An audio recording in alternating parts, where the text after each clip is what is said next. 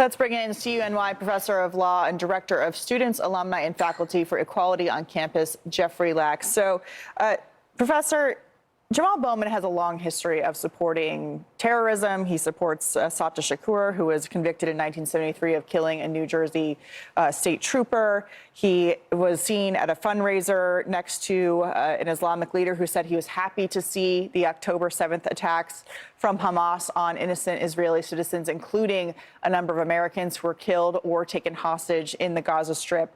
And yet, Zohran Mamdani wants to put him into a very powerful position in the education system to somehow proliferate this very radical ideology. Well, Jamal Bowman is a lunatic. He erected actually a wall of fame that had 2 cop killers in public schools when he was a principal in a Bronx public school. But the problem with New York City is Mamdani, New York has a supermajority. It's an all-Democratic state. It's a one-party state. It's not just going to be lunatics like Mamdani, who, by the way, denied that Israeli women were raped, denied it. That's a sick person.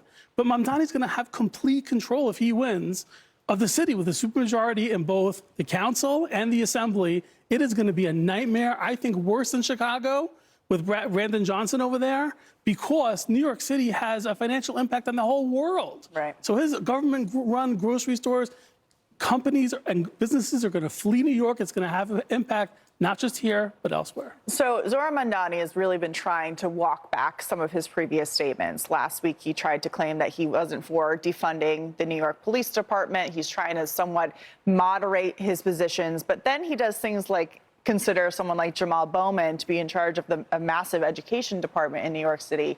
And to me, it becomes clear that he's not interested in moderating his stances at all. In fact, he wants to codify them in the system because, after all, personnel is policy, whether it's in New York City or Washington, D.C. It's loyalty to the Democratic Party, which is no longer the Democratic Party, let's be honest.